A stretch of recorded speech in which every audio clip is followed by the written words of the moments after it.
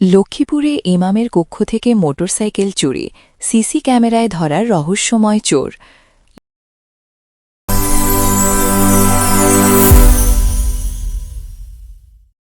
লক্ষ্মীপুরের রামগঞ্জে কোমরতলা শাহী জামে মসজিদের ইমাম কক্ষ ভেঙে মোটরসাইকেলসহ নগদ টাকা ও বিভিন্ন সামগ্রী চুরির ঘটনা ঘটেছে।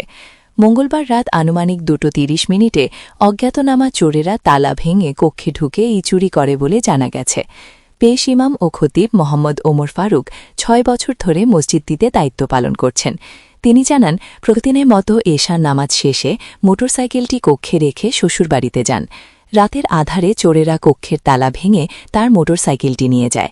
একই সঙ্গে টেবিলের ড্রয়ারের তালা ভেঙে নগদ 1000 টাকা, 2200 টাকার হেলমেট ও কয়েকটি প্রয়োজনীয় সামগ্রী চুরি হয়। ফজরের সময় ইমাম ও স্থানীয় সাক্ষীরা ঘটনাস্থলে এসে এলোমেলো অবস্থা ও সিসি ক্যামেরার ফুটেজ দেখে ঘটনার সত্যতা নিশ্চিত করেন। পরে বিষয়টি স্থানীয় জনগণ ও মসজিদ কমিটিকে জানানো হয়। এ ঘটনায় ইমাম মোহাম্মদ ওমর ফারুক রামগঞ্জ থানায় অজ্ঞাত চোরদের বিরুদ্ধে আইনগত ব্যবস্থা গ্রহণের আবেদন করেছেন। পুলিশ ঘটনাটি তদন্ত করছে।